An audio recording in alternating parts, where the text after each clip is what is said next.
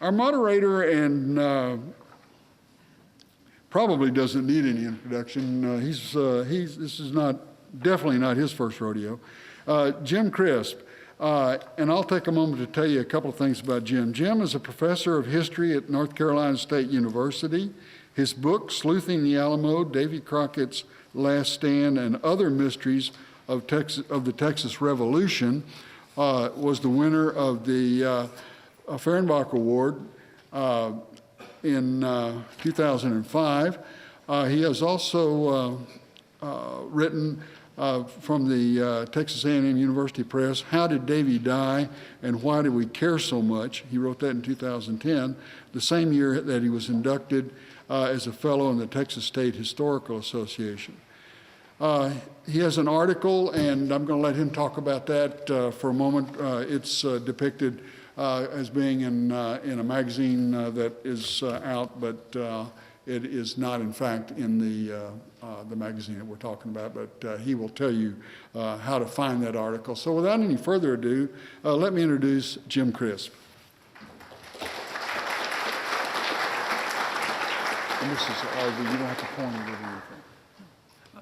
You'll need to give that to Gene. What's that? You need to give that to Gene if it's going to. Oh, I'll just leave it up here.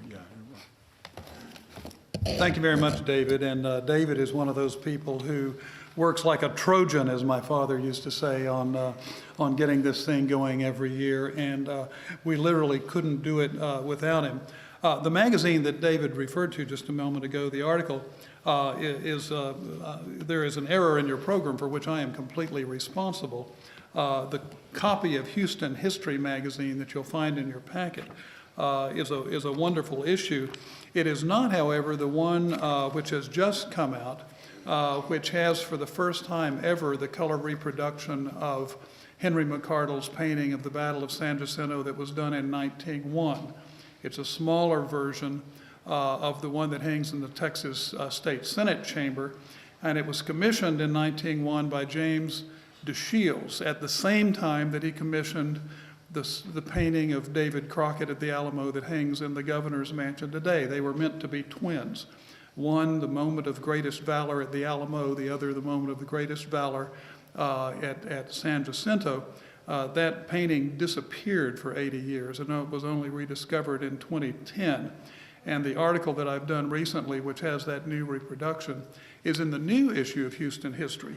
Now, you need to go support the Center for Public History here at the University of Houston. Debbie Harwell, my editor there, and the editor of the magazine, has been extremely generous in providing this copy of Houston History, now an award-winning publication recognized by the mayor's office here in Houston last year. It's a really fine magazine. I chose it not only because of the local interest in San Jacinto, but also because they're able to do these great full-color reproductions.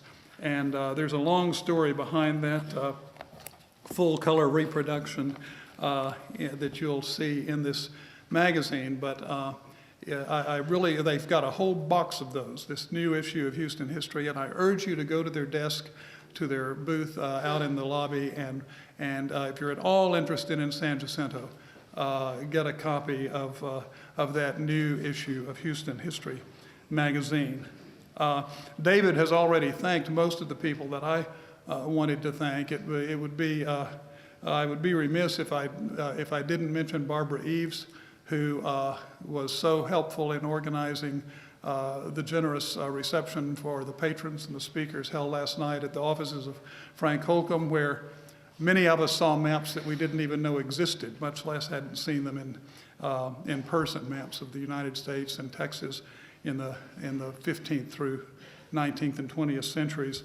The usual suspects are those that I would thank: Jan DeVault, Jeff Dunn, and Dave Singleton, and all the other people who make my job so easy. I just sort of walk up here, and they've done all the work all year long. Today's symposium is inspired by the shape of Texas, or as the sign says, how the hell did Texas get in the shape it's in now? We're actually looking at the literal shape of Texas, the boundaries of Texas. And we're going to examine the historical forces and the actors that drew these lines and gave them relative permanence.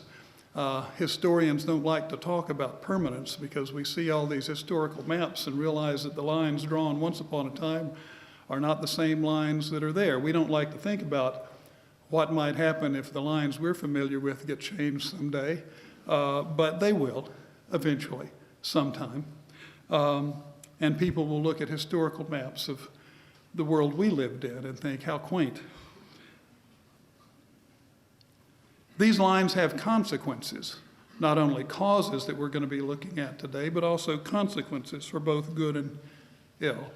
What is it that borders represent? According to Benedict Anderson, the historian of nationalism, these maps and boundaries are often represent projections of what he called imagined communities. In any modern nation state today, most of the people don't know most of their fellow citizens, and that they feel a part of a fraternity of nationalism. Most Texans don't know all the other Texans, but they feel a part of this community. And over the last 200 years, as nations have taken shape, certain images, certain symbols, flags for one, but also maps, have become very important in projecting not reality necessarily, but aspiration. Boundaries not only represent, boundaries drawn on a map usually represent aspirations more than realities, especially in the early years when you have competing boundaries and competing aspirations, as happened in this part of the world around the time of San Jacinto and the Texas Revolution. These aspirations, of course, that represented hopes rather than realities, were true for the northern Mexican frontier just as much as they were true for the frontiers of the Republic of Texas. Both Mexico and Texas claimed areas they could not control. As I told the Houston Chronicle the other day, if you wanted to go directly from San Antonio to Santa Fe, you'd better be a Comanche, because those were the only people who could go directly from San Antonio to Santa Fe, no matter whether that was considered the Republic of Texas or the Republic of Mexico. It was the lords of the Southern Plains who decided who would take that trip from San Antonio to Santa Fe. So sometimes lines drawn on a map are misleading. Those people that the late David Weber called Indios Barbaros, those barbarians, were the ones who often, whether their lines were drawn on the map or not, control that area. And as we know now from the work of Pekka Hamalainen and Brian DeLay and other historians, recent historians of the Comanche, that was the expanding empire in the Southern Plains in the 18th and 19th century until they were finally vanquished militarily in the 1860s and 70s. It was a long, long, bloody war. And I'd like to give just a unsolicited testimonial to the new book that I'm reading right now called The Searchers, which is one of the most penetrating and well-written stories of Cynthia Ann Parker and her son Quanah that I've seen. And haven't finished the book, but what I've read so far is just absolutely marvelous. Next year, we hope to do a history of the Texas Revolution and the period before and after, with emphasis on the Tejanos. I hope someday we can do a symposium that focuses on Native Americans and what was going on in Texas during this period from their perspective.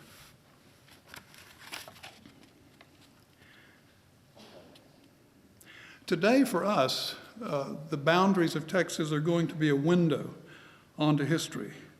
They represent forces and actors that created these boundaries. Whenever you see straight lines on a map, be very suspicious. Straight lines drawn on a map means that somebody at a distance drew those lines. If you look at a map of Europe today, how many straight lines do you see? None. That's because those boundaries were hammered out by the people on the scene in wars and treaties that determined those boundaries. But it was people in London that drew those straight lines separating North Carolina and Virginia, or Pennsylvania and Maryland. And then once you get out to the American West, you see these rectangles and squares, meaning that the people on the scene did not draw those lines.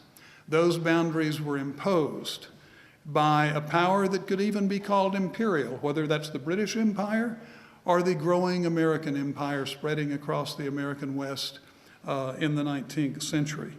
We're going to hear from 4 speakers today who have studied these forces and these actors which created the boundaries and then who had to live with those boundaries, sometimes fighting and contesting those boundaries. Our first speaker today, who is going to handle the northern and eastern boundaries of Texas, the Red River and the Sabine River in particular, is Gene Allen Smith.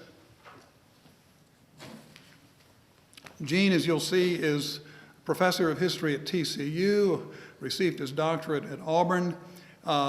Gene is one of the busiest men in show business. He will leave Texas next year, actually, to become a distinguished professor of naval heritage at the United States Naval Academy in Annapolis. He has been for many years one of the chief historians of the early expansion of the United States, and that's what brings him into collision with the Adams-Onis Treaty of 1819 and the boundaries that were being set for Texas in the early 19th century. One of the books that's most pertinent to this is a book he did in the late 90s, Filibusterers and Expansionists, Jeffersonian Manifest Destiny, 1800 to 1821. It's during that period that the boundary between the United States and New Spain was being hammered out and decided by treaty.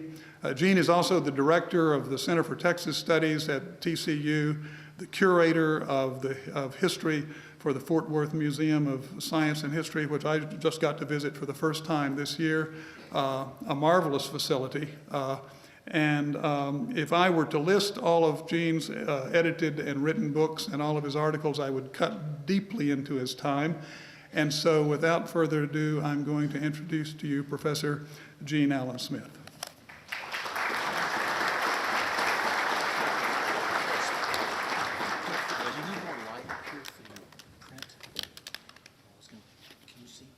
Maybe.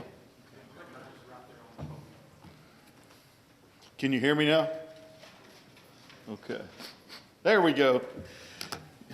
Last summer, into last summer when, that'd be great. Yeah, I'm kind of blind anyways. Last summer when Jim called me and asked me if I'd be willing to come and talk at the symposium, I told him, certainly, I'd love to come, but you need to know I'm not what I'd really call a Texas historian. You know, I don't deal with the Texas Revolution per se, and I don't deal with the cattle drives, and I don't deal with oil wells, and I tend to deal with an earlier period when Texas was not quite so determined. And so he assured me that that would be sufficient, even though I'm not really a Texas historian. So I told him I'd be happy to come. And then when I started looking at my calendar, I said, oh my gosh, do you guys know what today is? April 13th, 270 years ago, Thomas Jefferson's birthday. And I thought, how appropriate, because I'm going to spend a little time talking about Thomas Jefferson today and kind of tie Jefferson to Texas where a lot of historians do not. Now, you know, when we talk about Jefferson, we generally do not assume that he is associated with Texas. But we know historians who have studied Jefferson and who've studied expansion, we know that Jefferson does have a connection. he wrote about Tejas, and he saw Tejas as being a part of the United States. And in fact, it's his vision for what he would call an empire of liberty. An empire of liberty. That would be his vision for America. And it's a very simple concept. He wanted an empire that had abundant land where everybody could have their own little farm, white picket fenced house, 2-car garage, a Land Rover and a Beamer. I mean, that's his vision of what America would become. Because if everyone had land, they were bought into this new experiment. And that's the period I work in, the early republic, in which the United States was still an experiment.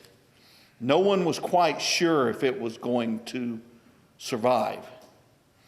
But Jefferson, he knew that as long as you could acquire more land and build this empire of liberty, that experiment would survive and it would prosper. So Jefferson is truly involved in this idea of expansion. He's truly involved in this quest for Texas. I mean, Jefferson had a vision of what America could become. And I'll give you an example. When he was serving as Secretary of State in the early 1790s, the governor of East Florida invited Americans to come settle in Florida, East Florida. Now, Jefferson wrote to the president, he said he wished 100,000 Americans would make that trek to Florida, because he said it will give us peaceably what might otherwise cost us a war. Well, that is Jefferson's idea of how the United States would acquire land. It's a simple process. You have someone invite Americans in, they bring their families and they bring their home goods, and they establish homesteads, and after a period of time they become discontented with local rule. They want to throw off the yoke of oppression, and they want to become American again. So if Jefferson said 100,000 would bring us peaceably what might otherwise cost us a war, that's the method by which that would occur. Now, in his first inaugural address in 1801, Jefferson claimed that his country was a chosen country with enough room for our descendants to the 100th and 1,000th generation. Yet, in 1801, his country was not big enough for 100th and 1,000th generation. I mean, think about it. His country was surrounded in 1801. To the north, there is Canada that is controlled by the British. To the south, there is Florida that is controlled by the Spanish. And to the west, there is Louisiana and the Trans-Mississippi West that is controlled by the Spanish, and then by the early part of the 19th century will be transferred to France and Napoleon, and that creates all kind of difficulties. Jefferson knew that as long as foreign powers bordered the United States, then that threatened the United States, and it threatened the security of the country. He knew that had to be removed. The United States had to have enough land for the future. Now, shortly after the War of 1812, Jefferson would claim, he would write to his friend John Jacob Astor, that he looked forward with gratification to a time when the entirety of the Pacific coast of North America would be populated with free and independent Americans. Now, so Jefferson is envisioning not just a continental nation. He's envisioning a nation that will stretch all across the Western Hemisphere. Shortly after his inauguration in 1801, he had said that it's not impossible to look forward to distant times when our rapid multiplication will expand itself and cover the whole northern, if not southern continents. I mean, think about this. Jefferson is thinking about an entire Western Hemisphere that is a republic of small farmers. That would create his empire of liberty that he envisioned. And the only way to ensure that that empire would prosper and thrive was to remove the obstacles, be it the Native Americans in the West, the British in the North, the Spanish in the South. And as president, we see how he begins to incorporate this new republic. In 1803, Ohio becomes the 17th state, joining the original 13, and then Tennessee, Kentucky, and Vermont.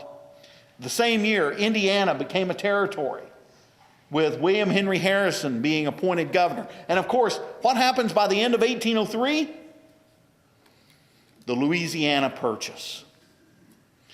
Jefferson is interested in expansion. He sees expansion as being the panacea for all the nation's problems. And as long as there was land to the west, Jefferson knew that Americans could follow the setting sun. That's really the story of America, people following the setting sun. On December 20th, 1803, General James Wilkinson took possession of Louisiana, which is the Orleans Territory, and about 3 months later, in mid-March, Captain Amos Stoddard took possession of St. Louis. That was the Louisiana Territory. And with that, the United States had acquired, by chance, Jefferson's greatest achievement as president, the Louisiana Territory, acquired for about 3 cents an acre. I mean, you could not have provided a better opportunity. Now, with the acquisition of this land, Jefferson says there's enough land for the 100th and 1000th generation. Now, Jefferson is pretty precise about everything. He calculates that a generation is 30 years. Okay, let's do the math here. I'm not real good, I'm a historian here. But the 30th generation, 30 times 100th generation times 30 is what, 3,000? And then the 1000th generation is 30,000. So he says there'll be enough land for a minimum of 3,000 and potentially as much as 30,000 years. He kind of missed the boat on that one, didn't he? Yeah, certainly Western historians would tell you that by 1890 the frontier has vanished and there's no longer this vision of what Jefferson had seen for America. Now, one of the interesting things about that purchase is that when the United States acquired Louisiana, it did acquire a territory with uncertain and unclear western boundaries. The Maurice de Talleyrand, the foreign minister who had sold this along with Napoleon, had left those western boundaries intentionally vague, basically telling the American ministers, Robert Livingston and James Monroe, yeah, there's land out to the west, yeah, you buy that too. But what did it encompass? No one knew. But as soon as the United States takes possession of it, Jefferson is already beginning to envision where that western boundary lies. And he is convinced that that western boundary lies south at the Rio Grande. So it would include all of what is present-day Texas. That was to be his empire of liberty. Yet, we know that the purchase only momentarily satisfies Americans. And I want to bring to your attention an episode that would happen beginning in 1810. Now, this is a couple of years before the beginning of the War of 1812. Americans are beginning to move to the west. They're crossing the Mississippi River. They're settling in the present-day state of Missouri. And then south along the river in a little place called Baton Rouge. Baton Rouge was a Spanish possession. And in September of 1810, a group of Americans who had moved into that region of Baton Rouge Many of them had lived there as much as 10 years. They had become dissatisfied with Spanish rule, and they decided that it was time to throw off the yoke of Spanish oppression. In September 1810, they stormed the dilapidated Spanish fort there at Baton Rouge. They captured the governor of West Florida. And during this attack, one Spanish soldier was killed. But this is the beginning of what historians often refer to as the West Florida Rebellion. And I love monikers, when we give titles to things. When we say rebellion, that's generally an implication of what? That it doesn't succeed. Do we call it the American Rebellion? No, we call it the American Revolution. The American Revolution has been successful. Do we call it the Texas Rebellion? No, we call it the Texas Revolution. Well, here, this is generally named the West Florida Rebellion, with the implication that it doesn't succeed. Well, what happens is, when they stormed that fort, they took the governor prisoner, and they called a convention where they drafted a declaration and a constitution that looks eerily similar to the U.S. Constitution, and then they asked for annexation into the United States. And about a month and a half later, President James Madison says, yeah, we're incorporating this section as a part of the old Louisiana Purchase, not as a free and independent republic. But for a month and a half, the Republic of West Florida even had its own flag. I hate to say this. Some people say it's the original Lone Star Republic. Over in Louisiana, they say that. The original Lone Star, yeah. But Madison is able to incorporate this into the United States, not as a free and independent republic, but as part of the Louisiana Purchase. And at the same time this event is happening in Baton Rouge, there's also a series of other events. In fact, you may know of Father Miguel Hidalgo, who initiates a rebellion in Mexico, beginning in September of 10 in Dolores. And by the end of the year, there were revolutions springing up in Guanajuato and Guadalajara and New Santander and Coahuila, even in San Antonio. It appeared that this Hidalgo revolt was going to change the face of Mexico and potentially of Texas. But by July 1811, Hidalgo had been captured and executed, and the rebellion brutally suppressed. Now, one of those followers of Hidalgo was a young man named Jose Bernardo Maximilian Gutierrez de Lara. That's a mouthful. And he had fled Texas when the rebellion had failed. He eventually made his way to Washington, D.C., where he got a meeting with Secretary of State James Monroe. And Monroe introduced him to a Cuban revolutionary by the name of Don Jose Alvarez Toledo y Dubois. He had a French mother. And a U.S. Army officer who resigned his commission by the name of Augustus William McGee. And according to Monroe's journals and his papers, he simply introduced these men. What happened beyond that, he could not tell. Well, we know that these men make their way back to Louisiana.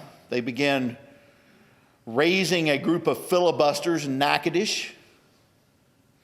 And in August of 1812, they cross over the neutral ground and advance on Nacogdoches.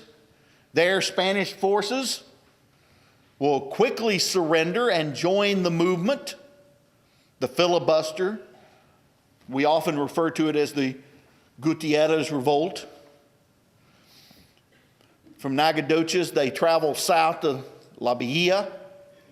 And after a 4-month siege, they take La Bahia, then move to the west and advance on San Antonio. And the capture of San Antonio seemed to bring about the success of this revolt. Perhaps this too would be a revolution in the making. But apparently with the capture of San Antonio, the forces chose to execute the Spanish governor, Manuel Salcedo. And that alienated many of the Americans who saw this not as a war of retribution, but instead as a revolution to bring liberty and to create a republic that perhaps would join with the American Republic. So the Americans walked out, and within months, this rebellion was going to crumble. But what had happened here was that this western boundary of the Louisiana Purchase was fluid, in motion. Yes, you might draw boundaries in a faraway court, but there was no guarantee that on the ground those boundaries were going to remain firm. In fact, in the months and years after the War of 1812, there would be other movements to try to separate Texas from the Spanish. Jean Lafitte and his group of privateers, or what some people might call pirates, they had relocated their operation from the coast of Louisiana west to the area of Galveston, and working with a South American privateer named Michel Henry, a Frenchman, they created a privateering base there at Galveston that was wreaking havoc on Spanish trade in the Caribbean. There was also a group of former Napoleonic officers who tried to establish a colony on the lower reaches of the Trinity at Les Champs-Élysées. They claimed they wanted to create a haven, a place for the emperor to build a new empire. Well, Lafitte and his band of happy followers end up reporting to the Spanish where these men were, and the French settlement there just collapses. And of course, you probably know of James Long and his expedition. The reason I'm telling you about these things is to show you how how much change there was in this borderland. And this is at the same time that Secretary of State John Quincy Adams is negotiating for the acquisition of new territory. Now, the Adams-Onis Treaty, also referred to as the Transcontinental Treaty, it would be negotiated between John Quincy Adams and the Spanish Minister of the United States, Don Luis Onis, in February 1819. Then, for the next 2 years, the Spanish government stalled on the ratification. In fact, the reason they stalled is they hoped that by stalling, that the United States would try to curtail privateering against the Spanish Empire in the Western Hemisphere. During that 2 years of stalling, the question of Florida and the West came before the U.S. Congress, and there were a group of Western and Southern congressmen, people like Henry Clay, who began clamoring for the annexation of Texas the inclusion of Texas in this western boundary. They weren't successful in getting Texas included. In fact, when the treaty is finally signed, or ratified, I should say, in February of 1821, almost 2 years to the date, what this treaty provided for was, and it's often misrepresented, it said that the United States would pay $5 million, up to $5 million, and in return would secure the Florida Peninsula. Now, that is not saying that the United States bought Florida from Spain. In fact, that money was to be paid into claims that American farmers had against the Spanish government. For years, there had been Indian raids, maroon raids from Florida across the border to southern American farms in places like Georgia, the Mississippi Territory, Alabama. And they were claims, these farmers had filed claims against the Spanish government, so the United States would pay those claims, and in return would secure Florida. That's what Monroe had wanted. That's what Jefferson had wanted since 1791. If you looked at Florida, think of Florida as a pistol with the long peninsula part as the handle and the panhandle as the barrel, and the barrel pointed directly to the Mississippi River. Whoever controlled that panhandle could in effect control the river, and the river is the main outlet for American growth and expansion. So John Quincy Adams had negotiated and secured the Florida Peninsula. In return, he gave up a western boundary for the Louisiana Purchase. And that boundary is very simple. Informally, it's called the step boundary. That very simply went from the Sabine River north from the Gulf of Mexico to the 32nd parallel south. 32nd parallel north. Then due north to the Red River, west along the Red River to the 100th meridian west, due north to the Arkansas River, west to its headwaters, north to the 42nd parallel north, and finally, west along this parallel to the Pacific Ocean. That's my effort at freehand. So you can see what we talk about, this stair-stepped fashion. And by creating that western boundary, pundits and historians alike have claimed that John Quincy Adams sold Texas out, that he gave up Texas. In return, what did he secure? Very simply, he secured an unquestioned claim to the Pacific coast of North America. So does John Quincy Adams' decision limit the growth of America? Did it curtail the Adams-Onis Treaty? No, it does not. In fact, what's going to happen is that John Quincy Adams knew exactly what was happening there on the ground. He is Secretary of State.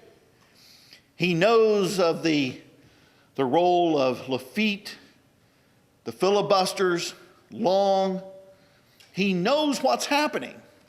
And more importantly, he knows of, even though he secured that peace on the Pacific coast,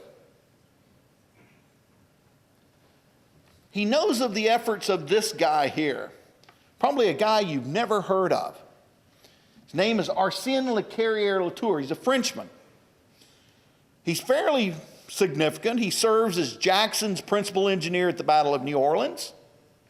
So when you go to Chalmette and you see the line that Jackson fought along, it's thanks to Latour. He chose the line at Rodrigue Canal. It was his idea to throw the ramparts up and put the cotton bales down into the mud to serve as firing platforms for the cannon. But after the battle, he, like all the other soldiers, were dismissed. He's unemployed. And he had been an architect and engineer for years.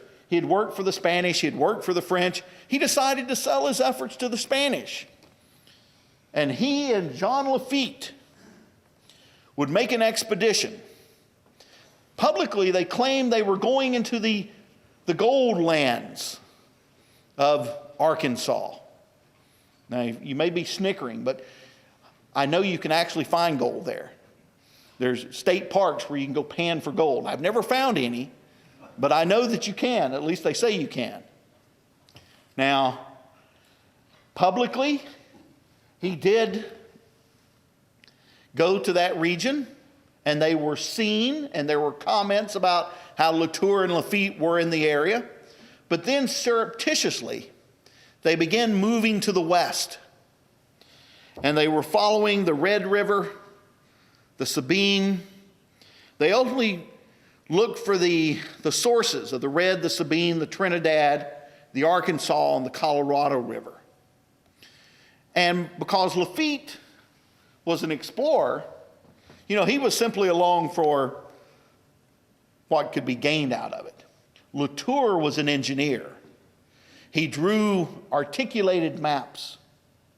And he wrote a very lengthy report that he turned over to the Spanish in New Orleans. It was then sent to the Governor General of Cuba, the Viceroy of Mexico, and it trickled down to the provincial governors. And in that report he said, and I want to read some parts of it to you.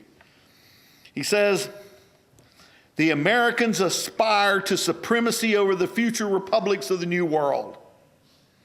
And this desire is founded on national interest rather than the liberality of ideas and the happiness of mankind." He says, "The government works for this same end, and the first author of this plan is Mr. Jefferson." More importantly, he said that should Spain not do something, the time will come, and unfortunately is not far off, when the Americans will pour in myriads into Texas and to Mexico. In other words, he's telling the Spanish, you guys better put up a border fence. And if you don't put up a border fence, these Americans are just going to flood in. Kind of sounds familiar, doesn't it? The Americans, he wrote, have strength of character, courage, skill in the use of their guns, and their eyes are fixed on Mexico, like the Jews on the Promised Land. And they would join any expedition, even if it had little prospects of success, as they have everything to gain and nothing to lose. Well, that's the report that is circulated through Spanish archives, through Spanish bureaucratic channels. And also, James Monroe got a copy of it. And his Secretary of State, of course, John Quincy Adams, had access to this report. So why does Adams give up Texas? He knows he can gain that claim to the Northwest unquestionably, and he knows it's only a matter of time, before the Americans will seize. Think about what had happened in Baton Rouge. This is exactly the same thing. The idea that Americans move into an area, they set up homesteads and villages and farms, and it's only a matter of time before they get tired of the foreign rule and they want to throw off the shackles of opposition or of oppression, and then they ask to be annexed into the Union. That's exactly what had happened there at Baton Rouge. So there is this desire for Texas. And as you guys well know, as we get into the early 1820s, there is a a growing flood of Americans that began moving into Texas. When Mexico gains its independence and initially begins inviting Americans in, people like Stephen F. Austin bring people in. And by 1824, there are 2,000 Americans living in Texas. By 1830, there are 20,000 Americans. By 1835, there are 30,000 Americans. And guess what happens? As more and more come, well, they begin clamoring for certain rights. Now, I need not say, but you know that John Wayne, Richard Widmark, Lawrence Harvey, you got to go back to the original. I was on a panel about a year ago with Steve Harden, and I mentioned this, and I could see him bristle about it. But the loss of the Alamo created that impetus, that incentive for revenge that would obviously be secured not far from here on April 21st. And when Antonio Lopez Santana is forced to sign the Treaty of Velasco, giving Texas its independence, creating a new Lone Star Republic. The new Lone Star Republic wanted to join the constellation of stars and stripes. And of course, that does not happen because of the issue of slavery and the debate in Congress. Andrew Jackson does recognize the Republic of Texas on his last day in office in March 1837. His successor, Van Buren, doesn't touch the Texas question with a 10-foot pole, but in 1844, it becomes a campaign issue in which James Knox Polk is going to win election on a campaign of expansion. But shortly before he takes office, the former president, the lame duck president, you can say, John Tyler, is able to push the annexation of Texas through Congress with a joint resolution of Congress rather than a treaty. The difference is a joint resolution called for a simple majority as opposed to a treaty that called for a 2/3 majority. And with Tyler's legislative victory, and with Polk's electoral victory, it was only a matter of days before Texas became the 28th state of the Union. Once Texas entered in December of 1845, Jefferson's vision had been fulfilled. By the end of the 1840s, the American empire, or Empire of Liberty as Jefferson would have called it, stretched all the way to the Pacific. And it was during the debates over that boundary line that it was claimed that John Quincy Adams had sold Texas out. Of course, that New Englander would sell out the South.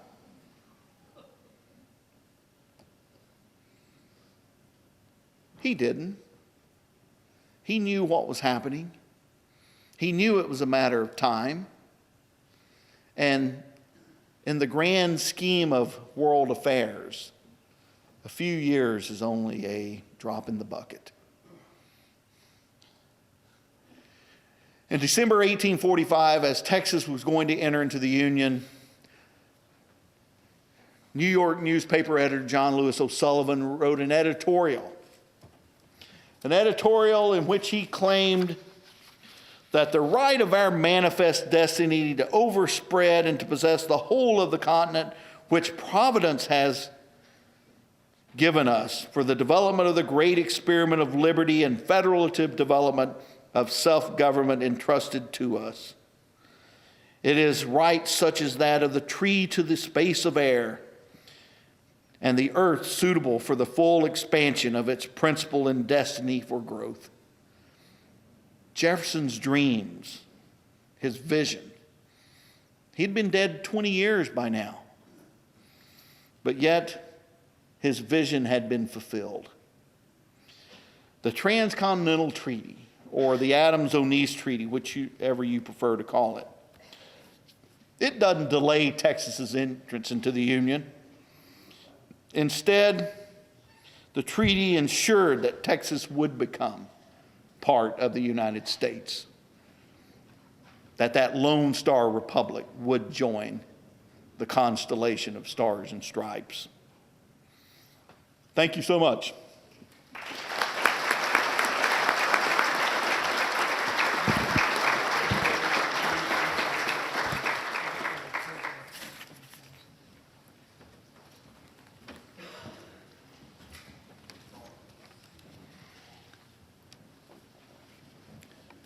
As some of you know, these symposia don't automatically happen. One of the things we've gotten in the habit of doing every year is to get together some of the speakers, some of the organizers on Saturday night after it's over to do a postmortem and to start brainstorming for what we're going to do ahead. And as we brainstormed this session, we're going over the boundaries and going over the speakers, and we probably changed our order of speakers 3 or 4 times, even in the last couple of months. And some of you who are most perspicacious may have noticed that this person sitting next to me is not Dr. Manuel Gonzalez Oropeza. I would like to invite Dr. Gonzalez Oropeza to come up to the front and to have the option of going second as he's listed in the program. Or if he would prefer, having sat here for the last hour thinking he was going third, to actually go third. So, Senor, would you care to go second or third?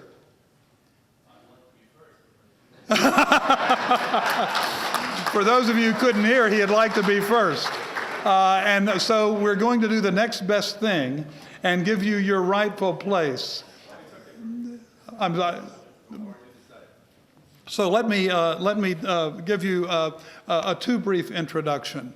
As professor of law at UNAM, Universidad Nacional Autónoma de Mexico, in Mexico City, Professor Gonzalez Oropeza has become an expert in comparative law, in constitutional law. He's going to talk to us today about the boundaries between Texas and Mexico. Those are plural, as he will explain. He is the author or editor of 36 books and innumerable, literally innumerable articles. I couldn't keep up with how many. You law professors are very busy. And he has consulted in Europe with the European Union on issues of law and justice. He has held endowed and guest chairs at Quebec in the United States, at the University of North Carolina at Chapel Hill. Look, I said it, didn't I? That other place down the road from my institution in North Carolina State. He has distinguished himself in his understanding of law and justice and the relationships between nations and with the issues of constitutional law and the rights and duties of people who live under constitutions and who under those constitutions elect their leaders. He has been a judge on the board that supervises elections in Mexico for the last several years, and he comes to us with a rich knowledge of both law and reality, and sometimes those are not the same. And he will explain much of that to us. Please welcome Dr. Manuel Gonzalez Oropeza.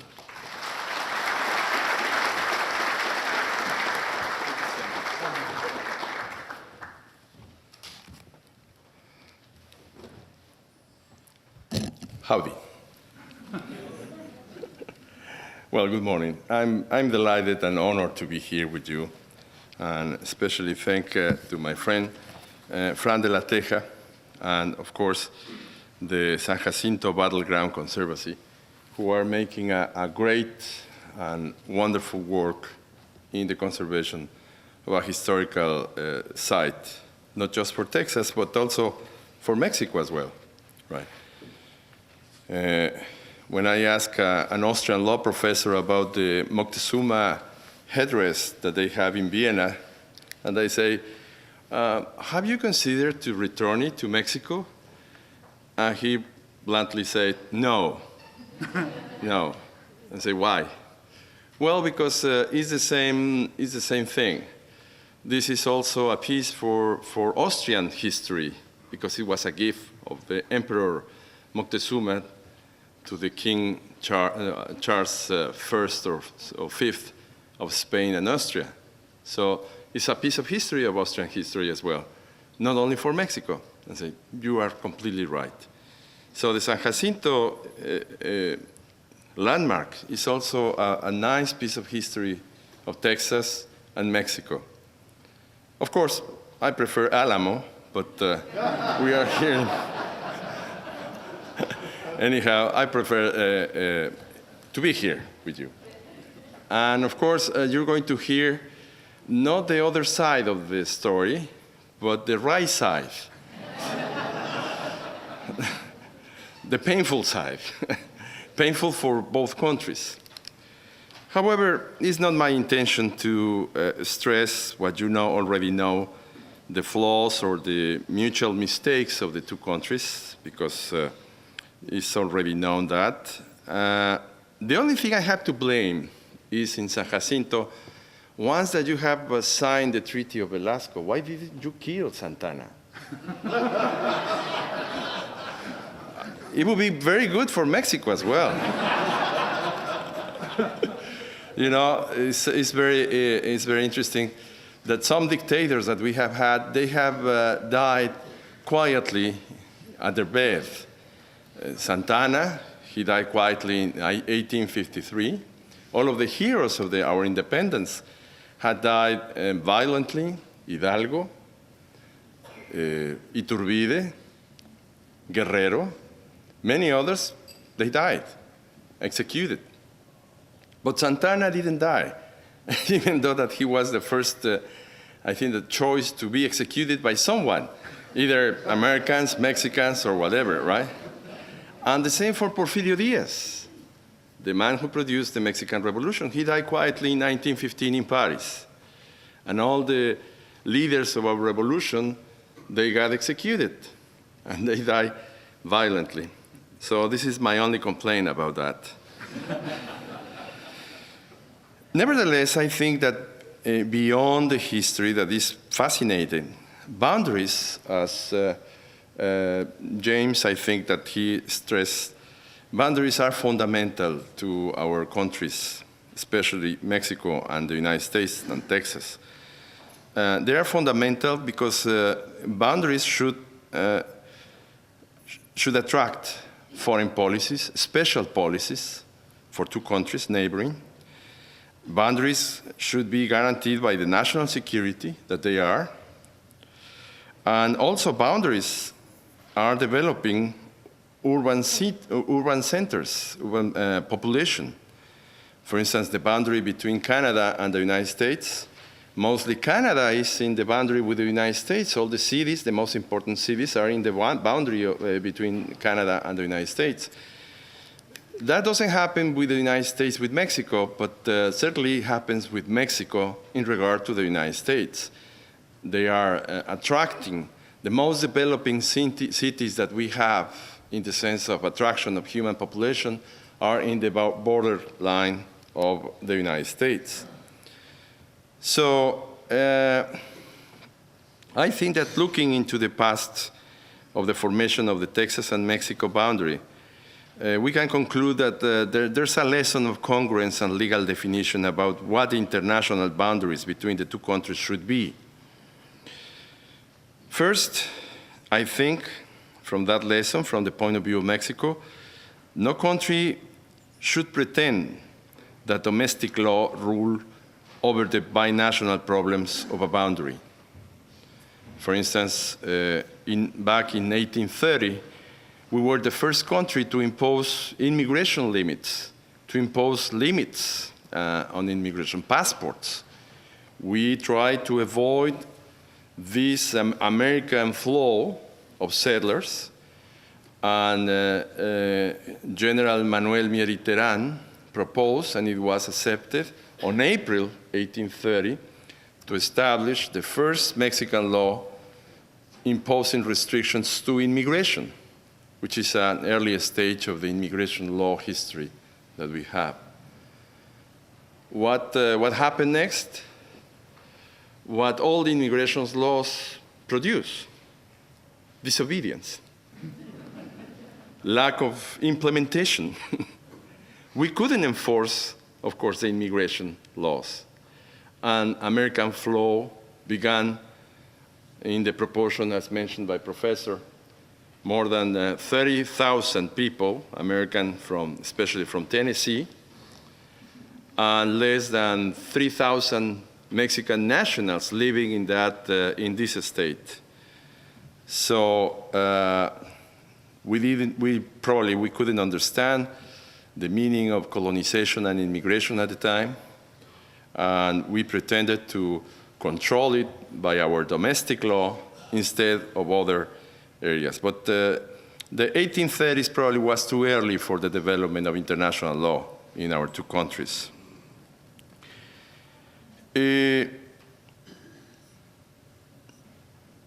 Second, treaties have to be fixed by international agreement, not by unilateral decisions.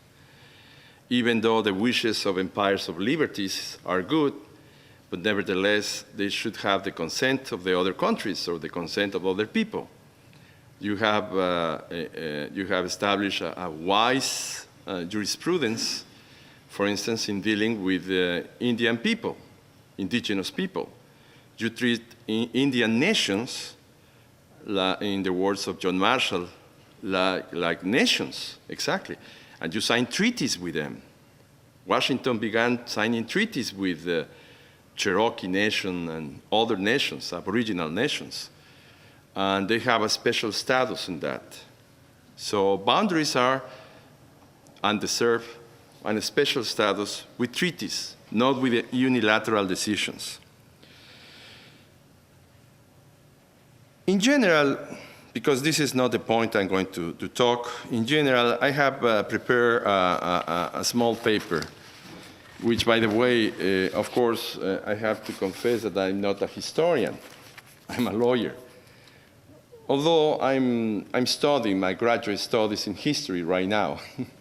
But nevertheless, I prepared a paper that is available for anyone who would like to look. I'm going to leave my card here so I can distribute it.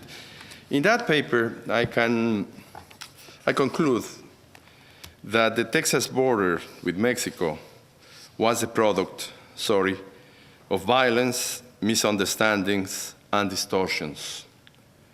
Violence not only from America, but from France, for instance.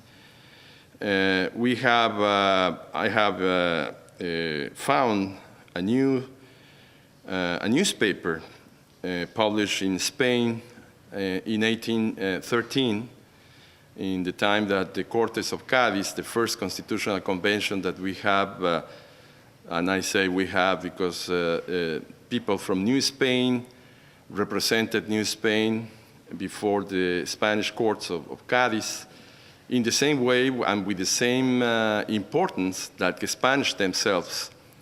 So in 1813, we have a news in Spain, a New Spain, of course, that many French people were arrested in the area of Nuevo León, right, in northern Mexico.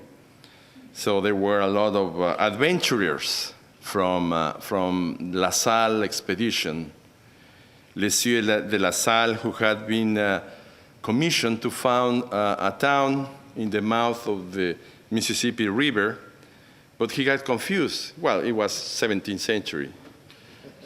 He ended up in a western side, southwestern side.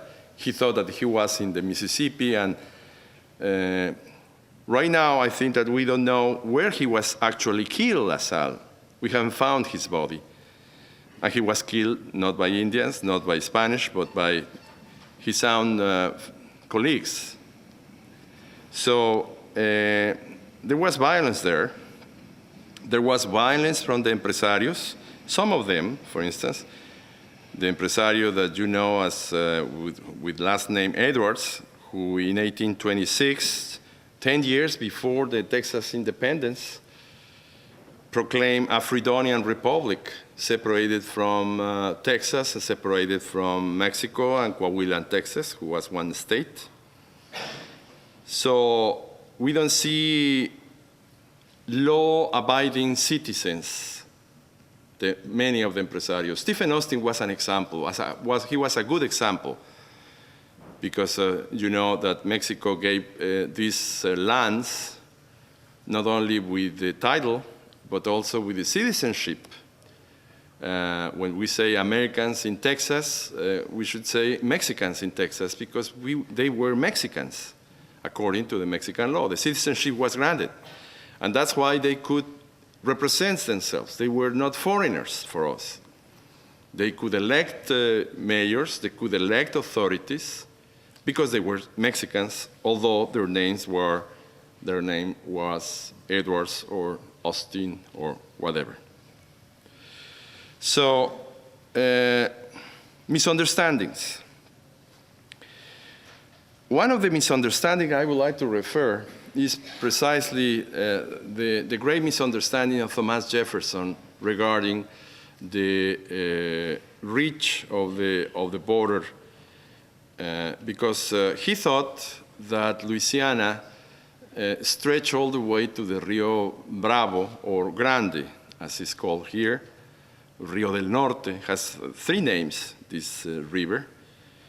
And Jefferson believed that that was because the French had arrived to that position, to that river. The truth is, and I'm based on the Henri Joutel's diaries, the truth is that, of course, he didn't reach the Rio Grande, so south to the Rio Grande. And even Joutel himself, who was the personal secretary of LaSalle, he just refers that in 1686, something like that, few men from LaSalle's team have gone, he heard that they have gone so far as the Rio Grande. But Joutel himself, he couldn't identify these men. So there was a misunderstanding in that sense. And of course, the border was fixed, as the professor has said, from the Adams-Onis Treaty in 1819. Okay, well, what's the vision of Mexico? The vision of Mexico is, and I'm sorry to say it, we don't talk about Texas independence. We talk about Texas secession, which is true, I think. Why? Because Texas was part of Coahuila, one state. One of the big mistakes of Mexico was to put a huge state in land, but not so much populated, with the capital in the most southern city of that region, which was Saltillo. So to go from San Antonio de Béjar to Saltillo would be almost impossible, like going from Texas to New Mexico, right, and on that way. So that was a completely mistake.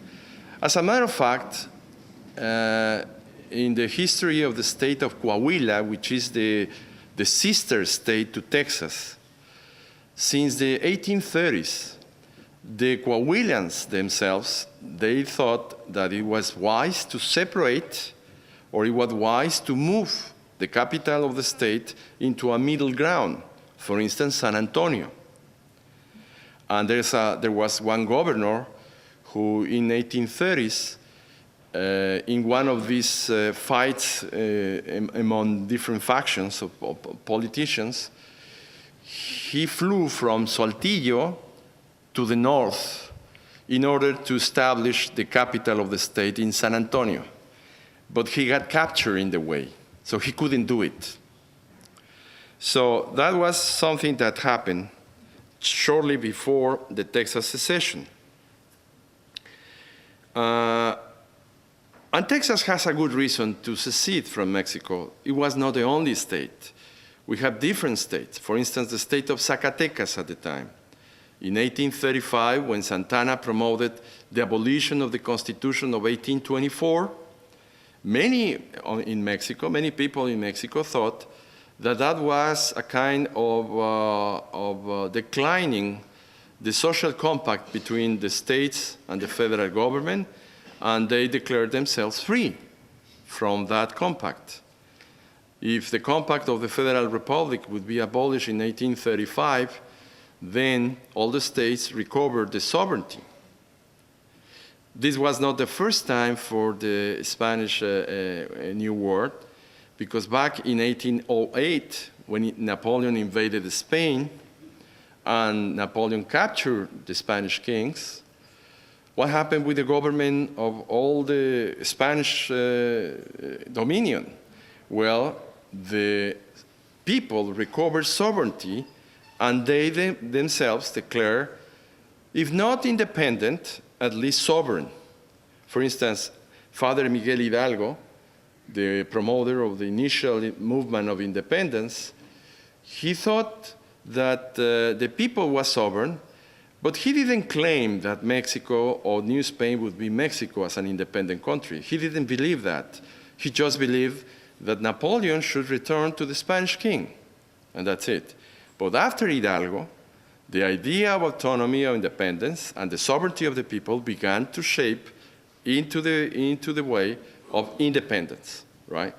So when Texas protested against the abolition of the Federal Constitution of 1824, it was not alone. Zacatecas, Yucatan, and other states in Mexico, they also claimed themselves independent. And in Mexico, we have a problem because we haven't defined the legal liaison between states and the federal government. We haven't had a resolution like Texas versus White after the Civil War, in which the Supreme Court said the federal liaison, the federal link, is an eternal and perpetual link, and no state can just secede by itself, right? It's something that happened here in Texas again. But for instance, Canada is now struggling with Quebec in that sense. But since 1988 or something like that, the Supreme Court of Canada has also established something like the Texas versus White case in 1869. But back in 1836, we didn't have that development. And on the contrary, we have accepted in Mexico secession under certain circumstances. For instance, in 1822, when Mexico got independent, we have the annexation of Guatemala. But Guatemala was not really comfortable with the Mexican Empire, that was the first form of government that shaped. And therefore, they celebrated a call, a plebiscitum, and Filisola, the General Filisola, who has also some say in the Texas history, Filisola was the general from the Mexican army to organize and to oversee the plebiscite celebrated in Guatemala, that they said, no, we want to get separated from Mexico. And Mexico accepted that in that way in 1822. So I don't know what would happen if Texas would say so, because certainly a plebiscite in Texas would be the same result, because most of the Texans were from American origin, and therefore they could vote, yes, let's get separated from that. But let's go then, if you allow me to be short, to the main part of my presentation that is not in the paper, but is inspired by the ideas and the thoughts that I have received from you. First of all, the nature of international agreements that we have had, the two countries. Once that Santana signed the Velasco Treaty in 1836, we should do many things. First of all, to establish in our Constitution that war should not be conducted during the siesta time. But we didn't do that. We didn't do that. So what we did, taking the lesson from the Treaty of Velasco in 1836, was that in the new Constitution that we have after 1843, the constitutional basis that is called Bases de Administración, we established that it would be forbidden for any president or head of state in Mexico to conduct himself the war, because it was completely insane what Santana did. He himself conducted the troops, right?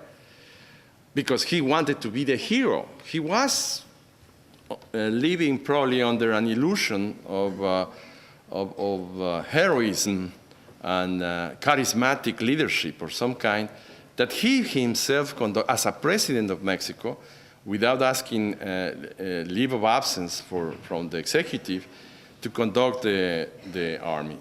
And then, of course, as any human, he deserves a nap. And therefore, well, that was his mistake. But in 1843, we forbade for Mexican presidents to be in charge directly of the troops. He didn't learn the lesson, because in 1845, again, as would-be president, he conducted another army practice. At the time, the Supreme Court listened one case, interesting case, the Isidro Reyes case, in which Isidro Reyes was, let's say, impeached because he was the defense minister at the time, and he had signed a decree in which allowing the commander-in-chief to conduct directly, again in 1845, other practices of military nature. The Supreme Court decided in Mexico that he was not the real president, because in this time he has asked for a leave of absence, that there was another president, Valentin Canalizo, who was in charge of the executive. So he saved that. But then, what happened next? The Texas secession, of course, helped for the next chapter, which is the American invasion in 1846 and 1847. The signing of the Treaty of Guadalupe Hidalgo in 1847 was very interesting, because it was signed by someone who didn't represent the United States, because he didn't have the powers to sign it, Nicholas Trist. And then the federal government had signed it, but there was a big problem under that, because as I will explain. The consequence of this treaty was that the treaty was challenged, not only in political terms, but also in legal terms, which is interesting. At the time, we have correct the mistake made, in the sense that we have abolished the centralist republic and we have reestablished the federal republic. Right exactly shortly before the American troops enter into Mexico City, Congress has approved to reestablish the Mexican Constitution of 1824, but with some reforms. One of the reforms, which is very interesting, is a reform that James Madison would be delighted to know if he had lived in that area. Because we adopted the nullification theory. And we practice the nullification, and we try to practice the nullification precisely with the Treaty of Guadalupe Hidalgo, right? Do you remember that the nullification was proposed by James Madison and Thomas Jefferson as well? And under that institution, the states had the power to declare null and void any federal legislation against the Constitution, right? And it sounds very well. For myself, the constitutional design of the United States, being the states, the partners, let's say, of this union, they keep the power to declare whether that legislation is consistent with the Constitution, because all those powers delegated to the United States came from the states, right? To the federal government came from the states. So it was a very reasonable, but unfortunately, James Madison didn't have the success in the Philadelphia Convention, and instead you approved Article 6, of your Constitution, the Supremacy Clause. Well, in 1847, we enacted the Reformation Act of the Constitution, precisely during the war between the United States and Mexico, and we established a curious institution that is called claim. In Spanish, reclamo, claim. In this claim, we established the same Madisonian model in the sense that federal Congress could overlook into the constitutionality of the state laws, and if Congress decides that that law is unconstitutional, Congress itself will declare it null and void. What we did was to complement, let's say, this Madisonian view and to put it more into Federalist perspective. And the Reformation Act established, as well as the federal Congress has this power, the state legislatures have this same power against federal laws. So when a federal law is considered unconstitutional, some 3 state legislatures or 10 representatives from the House, the federal Congress, or senators will have legitimacy, will have standing to, let's say, to denounce that federal law as unconstitutional before the Supreme Court. But the Supreme Court would not decide the case. The Supreme Court just will turn it to the state legislatures for the majority of the state legislatures to take a decision on that. So it was an interesting two-way nullification process, right? So when on February in 1848, the Treaty of Guadalupe Hidalgo was approved by Congress in Mexico, on June of 1848, 11 federal representatives of Congress of Mexico claimed the Treaty of Guadalupe Hidalgo, right? And I don't know, I'm sure that the states would be mostly against the Treaty of Guadalupe Hidalgo because one very peculiar reason. The fight between the United States and Mexico was not conducted by the Federal Army. The Federal Army was, of course, one permanent force vigilant of the Mexican territory. But the real fight was against these invasion forces of the United States with the National Guard of each state, the militia, the militia. And we took it from the United States. We established a state militia from the United States, and that militia has been the one who really fought against the United States. The country was too big was too disorganized to conduct a war with the United States, only relying on the Federal Army.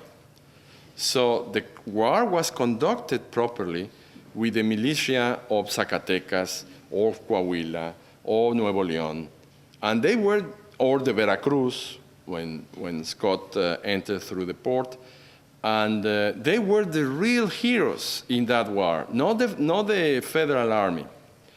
And therefore, they could really, as you know, the militia and the National Guard is without limits, because they are all the citizens, male citizens.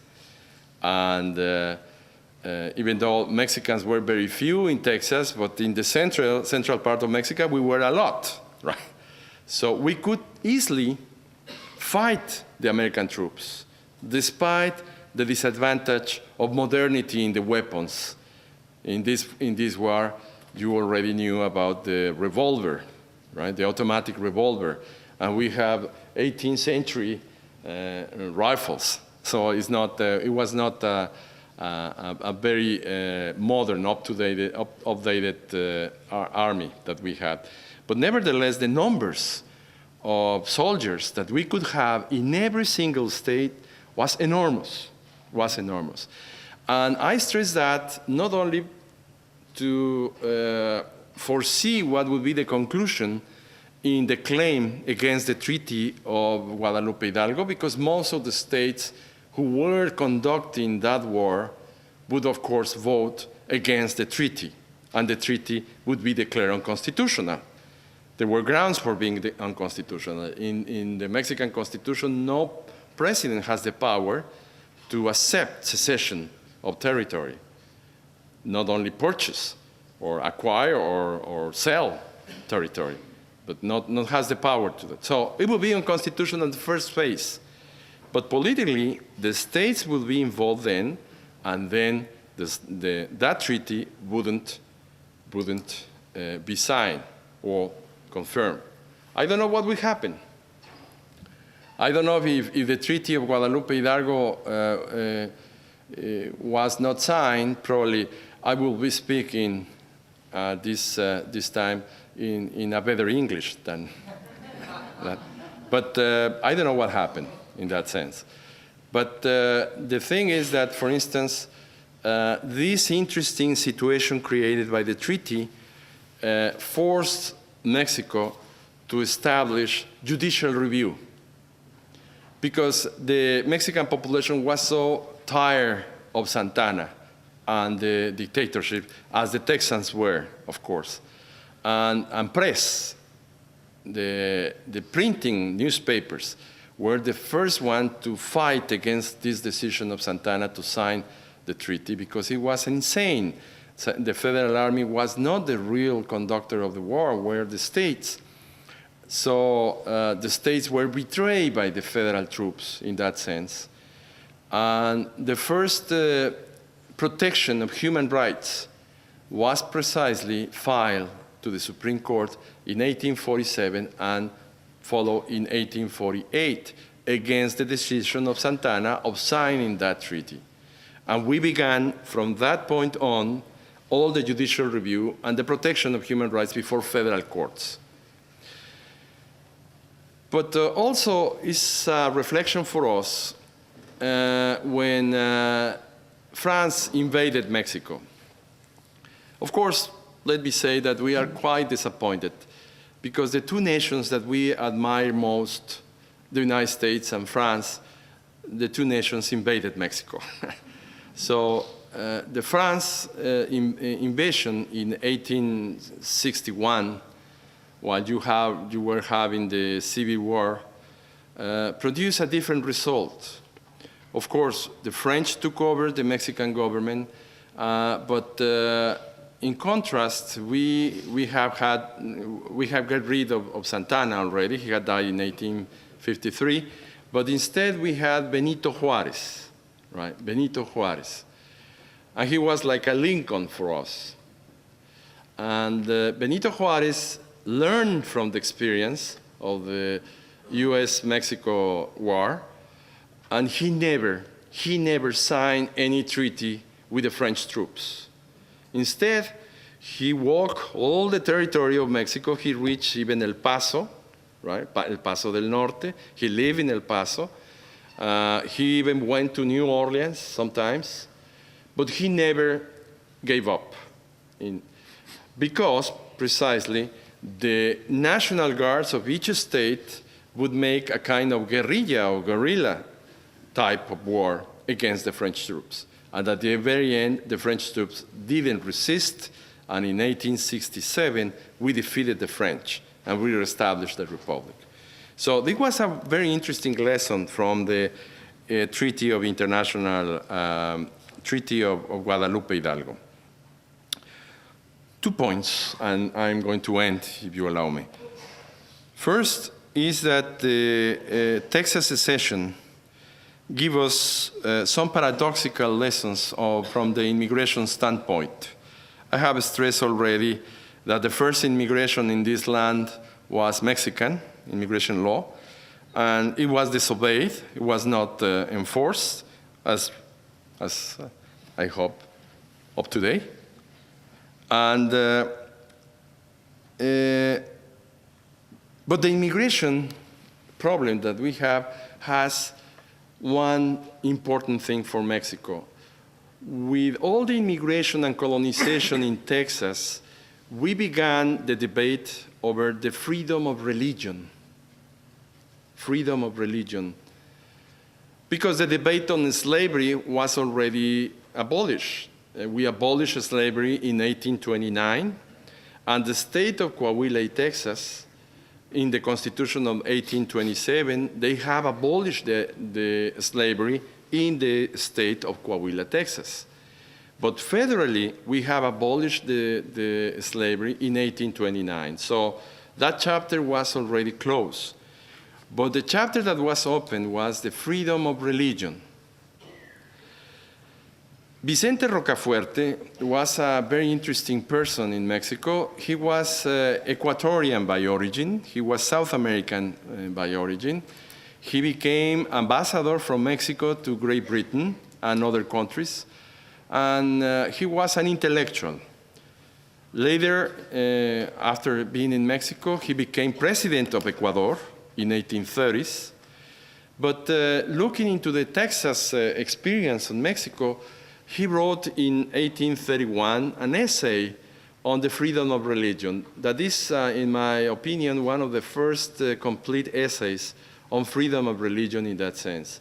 That chapter for you had been closed in the establishment of the colonies, of course, but not for Mexico, because as a Spanish possession, we had the monopoly of the Catholic Church in the territory, right?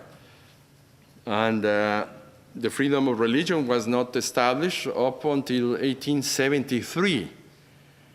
So the real fight with the United States was slavery, I think, but the real fight with us was with the Catholic Church.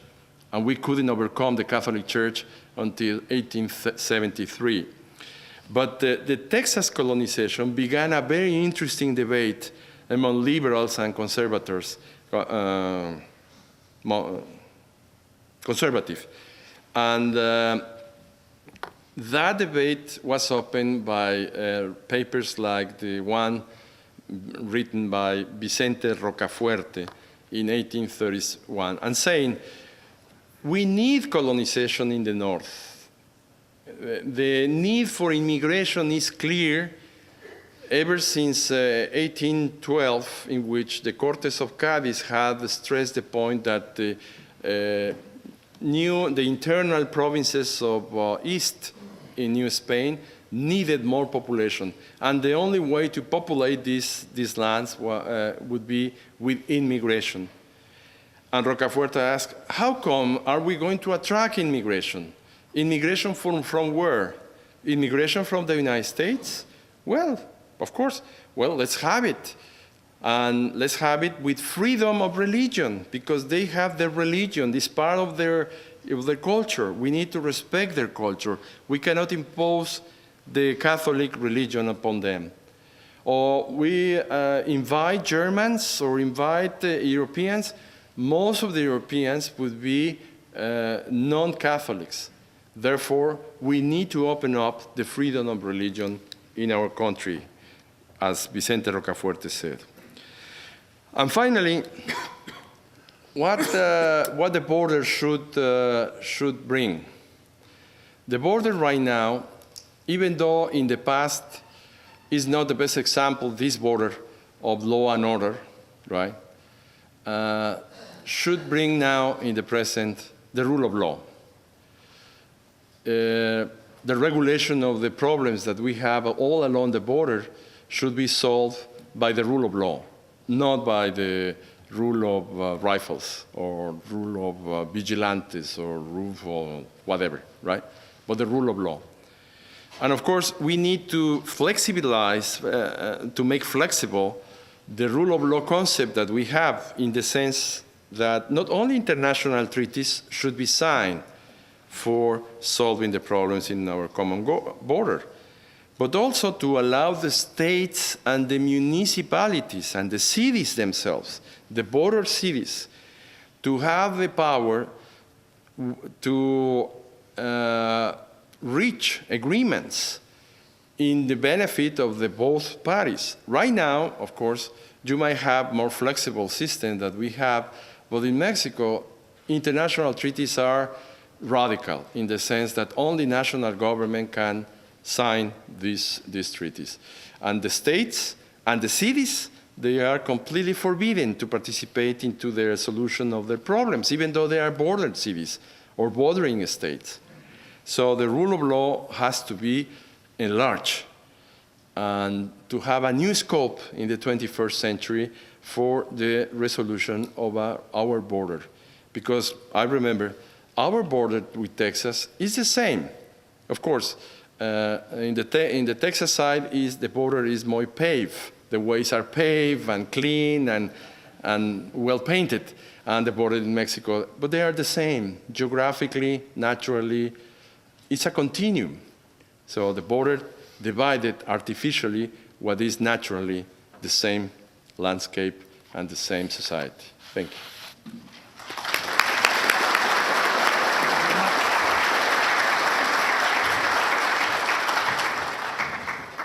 Any questions you might have for Dr. Smith or Dr. Gonzalez Oropeza about the issues they've raised this morning, and I will try to repeat those questions so that they'll be heard by everyone. Are there any questions that you might have that have been raised by the talks you've heard so far this morning? And I would suggest to you, you make up questions and we can make up answers. Yes, sir. The doctor referred to the dispute between the U.S. and Mexico as being more for religious freedom than the other, but he did not mention the fact that what I've heard is that there was a certain disagreement over taxation as well. Is that because the people tend to not have a complaint about taxation if they have their other freedoms?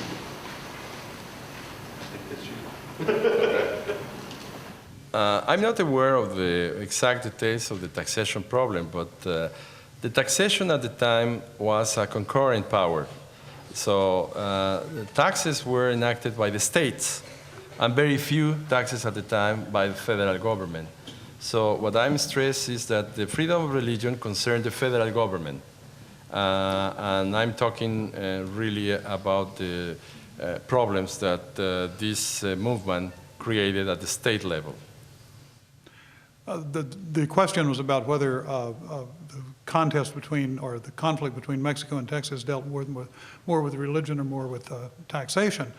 There was a 10-year guaranteed absence of tariffs, that is, taxes on imports into Texas to the early Texan colonists who came from the United States. That came to an end in the early 1830s. And much of the conflict, violent and nonviolent, in Texas took place because of the resentment against the imposition of tariffs. The issue of nullification was raised earlier. And of course, that issue in the United States reverberates around South Carolina. South Carolina believed in the early 1830s that its economy was being heavily damaged by the high tariffs that were being charged by the United States on imports, which cut down on South Carolina's ability to export its crops. And so a genuine constitutional crisis took place in the United States with regard to South Carolina's effort to nullify a federal law. I'm very entranced by the idea of mutual nullification that Dr. Gonzalez Oropeza mentioned, in which states could nullify federal actions and the federal government might be able to nullify state actions. That reminds me a little bit of the Polish parliament, which could only operate if there were no objections, which meant that they sat on their hands a lot, because if any single member objected. Now, did this mutual ability to nullify create any kind of paralysis in Mexico as one tries to nullify the other and vice versa? Well, now I understand your question, right, in the sense that, yes, the taxation was a problem, but we don't see that that was the main problem with the empresarios, right? Other problems were higher, like slavery or like the land speculation and other. But for instance, taxation has produced some problems in other states. It's traditional, the problem that the tariffs created with the Yucatan Peninsula, because of the position of the Yucatan Peninsula closer to British colonies and etc. They claim that the tariffs imposed by Mexico were unfair, and therefore they have seceded as well. Yucatan was also declared its sovereignty and separated from Mexico from 1841 to 1843. And finally, Yucatan became again part of Mexico. But that was the extreme in Yucatan case, and I don't see that, that situation in Texas, but I might be wrong. Just one more, sorry, go ahead. And regarding your question, very interesting question. Yes, it's a little bit strange, but we have a civil law tradition, and in the civil law tradition, at the time mostly, not now, but at the time, no court of law could unmake what the lawmaker made, right? So no court of law could really avoid the application and enforcement of the laws. So the only body capable of doing that is not clear? Oh. Hey, you can just a little closer. Oh, I'm sorry. So the only body capable of deciding the constitutional issue were the legislative bodies. And for the legislative bodies, the Constitution said the Congress is the only capable to interpret and decide about the doubts of the Constitution. And that's why the Federal Congress could nullify the state laws. But the other way around, which is the complement to Madison, I would say, is that the state legislatures in our system are the ones who approve, as a complementary body, the constitutional reforms. We don't have a system of amendments. We have a system of constitutional reforms approved by Federal Congress and the majority of state legislatures. So state legislatures are part of this constitutional power. And therefore, if federal laws should be enforced by the state authorities, it's clear that the state legislatures should have a say and a decision about the constitutionality of federal laws. The only problem created was that, I'm sorry, I still no hearing?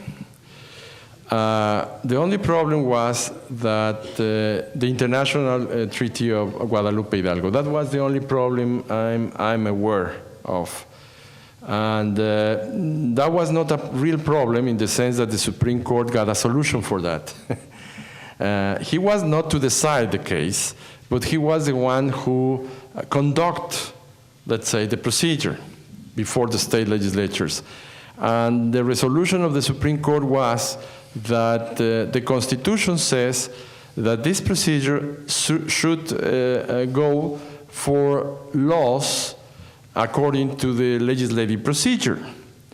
And since the treaty is not a law in that sense, because it's an international law that doesn't go to both chambers of Congress, therefore, this is not the law or the kind of law that could be claimed before this procedure. So that was the solution. Gene, did you want to add anything? No. One thing that I might mention, the professor was exactly right in citing Madison and Jefferson in disagreeing with the concept of judicial review, specifically the Virginia and Kentucky resolutions of 1798 and 1799. This had to do with the Sedition Act as much as anything else, which made it a crime punishable by imprisonment to criticize the president or the Congress. And one might ask, well, what about the First Amendment? Wouldn't the courts come in and enforce the freedom of speech granted in the First Amendment? Well, Jefferson and Madison did not want to give the United States Supreme Court the right to decide what the United States could do. They wanted to leave that in the hands of the states. And so they raised the issue of nullification and by implication secession. Their claim was that the states could nullify the action of a federal law which they believed was unconstitutional within their states. This all became a null point in 1801 when Jefferson was inaugurated, and they allowed the Sedition Act to pass. However, that Federalist President Adams, whose administration was responsible for the Sedition Act, got one of those midnight judges into office in 1801 after they had been defeated, but the Federalists still controlled the Congress for a while, and they got John Marshall into the Supreme Court as the Chief Justice. And what Marshall was able to do with a